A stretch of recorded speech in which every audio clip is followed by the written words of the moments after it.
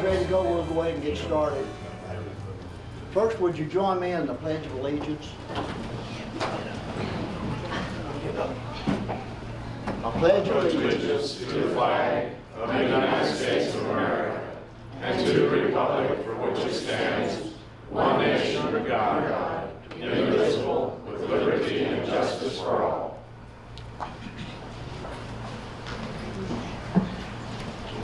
Before we get started, I'd like to say happy birthday to Irene Robert. Thank you. Good afternoon. I want to thank each of you for taking time out of your busy schedule to attend this very important town hall meeting. Well, first I want to, we have some elected officials here tonight that I'd like to recognize. And the first is Commissioner Guy Lutman back over here. We have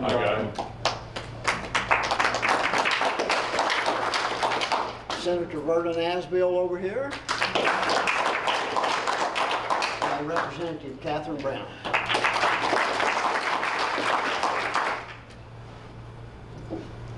This evening I have the honor and privilege to introduce an old friend of mine.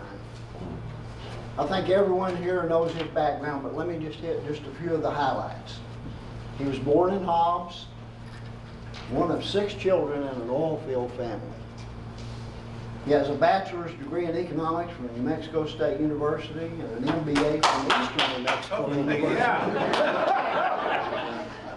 That's Mr. Richards. He was an Air Force combat pilot during the Vietnam War, winning many commendations for his service. After the Air Force tour, where he attained the rank of captain, he then returned to Hobbs, married Cynthia, and went into the oil field business where he was very, very successful. He served in the New Mexico House of Representatives from 1996 to 2000. In 2002, he was elected to the United States House of Representatives, where he served with distinction for 3 terms. After an unsuccessful run for U.S. Senate in 2008, he again ran and won his old seat in the U.S. House. We're glad that he did. And Carlsbad in southeast New Mexico has no better friend than Congressman Steve Pearce. Please help me welcome our outstanding Congressman Steve Pearce.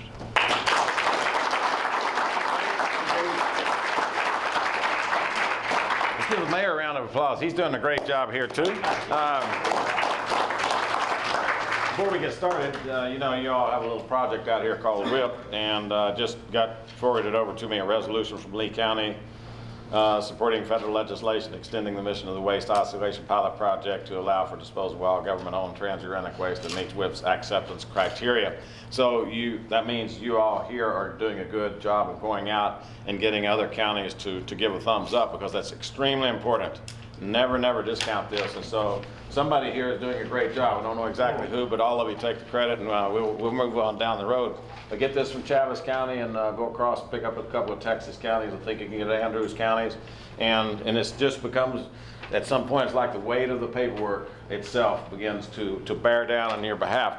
Okay, let's, if you didn't do your test, sorry, we're just going to give you a 0 for the day and move on. But the rest of you are going to grade the test. How many of you got everything right on the test?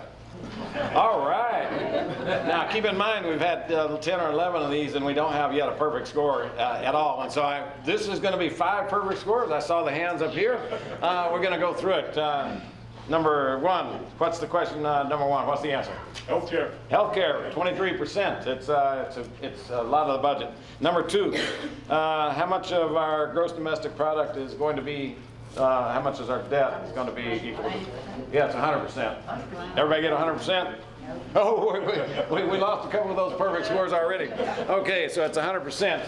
Now keep in mind, I've drawn this up because this oil field guy, you know, I've got this pipeline coming from the factories carrying this oil over here or whatever. Our deficits, when you spend them, when you budget them, the deficits, when you spend them, they become part of the debt. Our accumulated debt is $15 trillion, and if you could visualize an economy that would be on this part of the chart that we didn't draw, 15 trillion of which we get 2 trillion in income taxes, so are basically revenue to the government. So 15 trillion, but that 15T does not include Medicare, Medicaid, and Social Security, which is another 202 trillion. Some people say it's only 79 trillion, but You get a scope. You get a sense that the debt equal to the GDP is a small part of the problem. This is the reason we were downgraded last week before, whenever it was. Okay, number 3, in 2010, the U.S. government borrowed about how much of every dollar it spent? We'll cover up the answer. It's about 40%. Some estimates are 42%. And so that should give us pause. Again, this is another reason that we were downgraded, because we are, and by the way, can we borrow 42 cents of every dollar? How much is this borrowing? So 42 cents of every dollar we spend, 3.5, 40%, it's basically going to be it's actually 1.5 trillion. I'm giving you the answer to another deal. So you get 1.5. Can we borrow that much money? No. You have to ask who in the world, meaning the entire world, can lend $1.5 trillion. You have to have a very big economy. And people say, well, China's our banker. China used to be our banker, but before the last 3 years, we were borrowing 300 billion, 0.3, and China could lend us 100 billion or maybe even 150, and they would lend us half. So this idea that China is our banker is one that was true 2.5 years ago, but China's total gross domestic product is 6T. They would have to lend us 1/6 of their economy. No economy can lend out that much outside itself without hurting their own economy. So, again, we can no longer borrow this much money. It is not possible, so what do? We print. Keep in mind this dollar, every time that the government goes through a year, it's going to print. How much did the government print of this 42 cents last year? Any idea? 70%. The Federal Reserve printed 70% of our debt. I hope the microphones captured that, because that is a scary piece of what we're doing here. That's the reason that our economy is really troubled right now. That's monopoly money. We're printing monopoly money. Yes, okay. As long as I want you to understand the stakes, and we'll go to open questions here. In 2010, what was the total amount of the federal deficit? Well, I already gave you that. I've got 1.3 on the chart because that's what the numbers were at the beginning of the year. We actually spent a little bit more and received a little bit less, so it actually came out to be minus 1.5. Keep in mind it's deficit until we spend it, and it becomes a part of this debt, okay? I'm used to talking to the people in Congress, and most of them don't understand the relationship between deficit and debt. And so, I mean, I try to get that really clear. Number 5, according to the White House Office of OMB, waste, fraud, and abuse account for approximately how much of the 2009 federal budget? 500 million. Too high. It's 100. That's the White House's, but I think your number is correct. I think your number is closer. The White House says it's a smaller number, but just the CBO says that the fraud in Medicare is 20%, and that's about 90 billion. And they tell us that it's 20% of Medicaid, that's about 60 billion. That's 150 billion right there before we get to defense and before we get to all the other stuff. So I suspect it's closer to 500B, but you just need to know that we waste a tremendous amount of money. That's the key piece. Eliminating all waste, fraud, and abuse, according to this higher number. Now then, Judy's the one here who's worked the math backwards. She's going to tell us that 7%, it's just a math equation. If you were to solve waste, fraud, and abuse, since it's 100 billion, that's 7%. 500 billion obviously is going to be a little bit higher percent. If we were to cut all earmarks and pork barrel spending, how much would we save? Number 7. You all hear earmarks, and by the way, House, Senate, and White House all swore off earmarks this year. It's how much? 507? No, 107 is too high. 17. 17 is a lot smaller than what most people think. It got a big stir in Washington, but again, 17 billion is a lot. But when you look at 15 trillion, and I'm not saying we shouldn't be addressing it, all I'm saying is that we can't just address the earmarks and get to where we need to go. Is that fair enough? Number 8, true or false, if we roll back the Bush tax cuts for all Americans, we could balance the budget. True or false? False. False, absolutely false. So it's going to take more than just tax increases. The top 1% of all wage earners pay about how much of our personal income tax? Keep in mind, every dollar, 42% is borrowed, 25% comes from individual taxes, 21% from Social Security taxes, Then we get corporate income of about 5%, other revenue a little bit smaller than 5%, and then we get this excise tax over here, which is pretty small. So of this, the top 1%, 250,000 or more, pay how much of our total taxes? 48. 48 is not right. Ooh. 38. 38 is the correct. Okay, number 3. They pay a lot, but it's not quite that much. Number 10. So now then you got 1%. Let's add to that 1% the next 9%. So the top 10% of wage earners make how much? They pay how much of the taxes paid? 90 is too high, obviously. 70 is the correct answer there. So they pay 70%. So let's say that we got 100 people in the room, which we don't, but let's say we got 100 people. What does this mean in real terms? It means that one guy is going to pay 38%. We're going to designate that one as this. So everybody in the room, we got 100 of us, 100% of the population, 1% pays 38%. And then we take 10%, we take just this table here and him, pay them 70%. And there ought to be another going on, because the truth is, people say let's raise the tax on the rich, and you can take everything that the rich have. You could confiscate everything and not fix the problem. So the problems are a little bit deeper and more complex. And so these simple ideas that just raise the taxes on the rich, we'll look at in closer detail. Number 11, what percentage of Americans currently pay no personal income tax? And these are people who go to work and file with the IRS. How many, what percent of the population pays 0? 47. 47. That is the question that is universal. Everywhere we go, everybody knows that. And I think everybody's mad. I was over in Sunland Park, the first or second one of these that we had. Sunland Park is just north of El Paso. It's extraordinarily poor. Many of the people who live there made their living working in the fields there in the Rio Grande Valley. Sunland Park is poor. And in fact, everything I was saying in Sunland Park was being translated. American citizens just don't speak English and worked in the fields there. And when they heard this figure, I heard an audible, oh my God. People who worked their way in the fields and paid income taxes thought that it was stunning that 47% of Americans don't pay taxes. The poorest of this district is right down there. So understand that this is a big thing. Number 12, in 1965, when Medicare was created, which of the following was the average life expectancy? 63. 70. 70 is the right answer. And then the next one is where another gasp should come up. Now then we're like those Greek plays, gasp. Okay. Now today, 2011, what's the average life expectancy? 79. So we're living 9 years longer on average. What's the fastest growing age group in America? I've already passed it.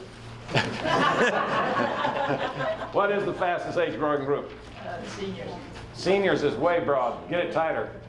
Yes, it's true, but I want an exact age group. 100. Over 100. Over 100 is the fastest growing group.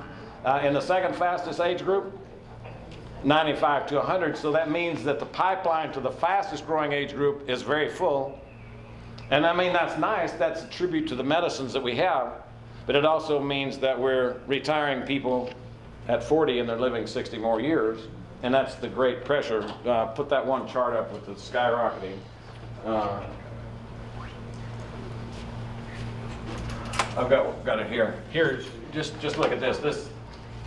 This is what the debt is doing right now. Our debt is right here. We're currently in 2011, about right there. You're seeing these spikes. But the debt is about to go on a massive increase. And these are the reasons that the CBO says that Medicare is basically broke, because we're living longer. And put that chart with the green lines that go down. Pull that chart up. I'll show you that. Obamacare is going to take away all those nice medicines. Well, that's those are questions. Let's show you what is happening with. You know which one I'm? Yeah, that one. Here's the Medicare situation, and you see the recipients in blue increasing, and you see the payouts, the red, increasing. But look at what happens to the trust fund, the green, and that's what causes CBO to say that Medicare is going to be broke in 9 years.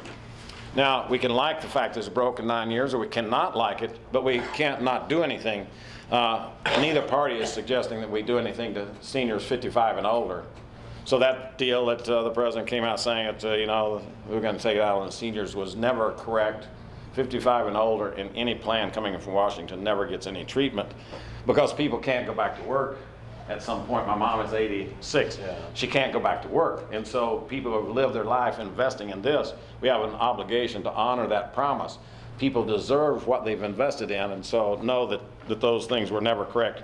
According to number 14, the American Medical Association, how many, what percent of primary care physicians already limit the number of patients they see? 25. 25 is not right? 31 is the correct number. So 31% of all physicians either say no to Medicare or they say we're going to reduce the number. We're just not going to see as many. We'll consider it a gift to the community to do some, but we can't do more. We're going to go broke. Why do you think that? Is it just the physicians are uncaring? Why do they say that? They're not getting. One, they don't get reimbursed. They don't get reimbursed. But the other part of it too is value-added tax comes out of Medicare. Yeah. So They're cut 7%. They're below Medicare cut starting tremendously. mistake. So if how much is a doctor's visit today if you were A to whole bunch of extra paperwork you have to do when you deal with. paperwork and reimbursement and then whatever? Yeah. So how much would a doctor get from a normal visit if it's paid on the open market? What does a doctor's visit get charged today? About $80. How much of that $80 when you go as a Medicare patient, what does Medicare reimburse? Would you have a guess? 17? Anybody? 25? Anybody have a better answer? It's very low. I heard one doctor, actually as a patient, she said, I went in sometimes, this was about 6 months ago, she said I went in, see the doctor, he said I needed an outpatient surgery, so I had the $80. Then I had outpatient surgery and the prep time for that. And then we had the surgery itself. And she said then we had the recovery and then he had to put the check mark and let me go. So 5 or 6 events in one day. She said the doctor got $32 for all of that. She said I tried to write him a personal check and it's against the law.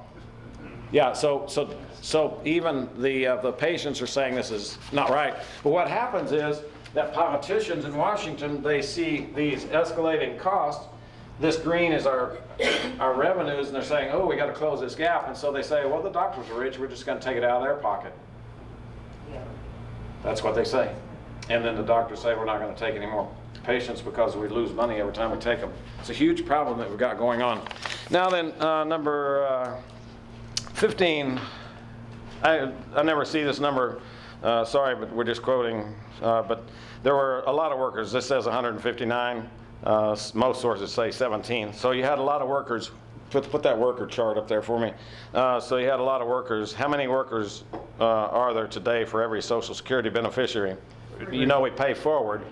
We pay forward, yeah, there's 3. So you got 17 or 159 paying for every retiree. That takes a little bit out of your check. You got 3 paying for it, you got a lot. We're on the way to 2 and maybe 1 to 1. One worker trying to pay for their family and all the expenses they have cannot pay for a single retiree. It's not possible. So the most important thing that we can do for Social Security is what? Put more workers on, create more jobs, grow the economy. So that has been our focus since we got there, and I'm trying to scoot our leadership always off of the cost cutting because, you know, it's valuable, but you're never going to get where you want to go without the job creation. So number 16, true or false? President Obama's budget. True. Everybody on true? Yeah, they admit that. And let's put that into perspective also. So this debt that we've accumulated, it's one thing to see the 15, but it's also neat to see how that debt has been accumulated. So from President George Washington through President Clinton, all the way through the end of his administration up to President Bush 2, we put about 5T on the board. So whole history up to the President Clinton. Most of you here are old enough to remember President Clinton, don't you? Okay, so I mean we're talking pretty close. Then you had 8 years under President Bush, add another 5T. So we doubled in 5 years, and now then in 3 years we have doubled again. We've added what President Bush did in 8 years. We've done that in 3 years.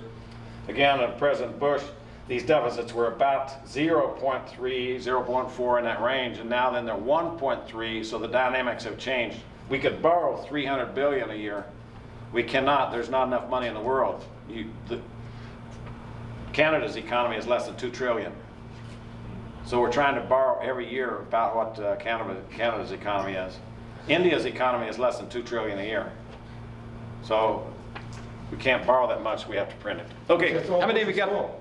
sorry, how many of you get all things, right, how many, 100%, how many got 15, 14, 13?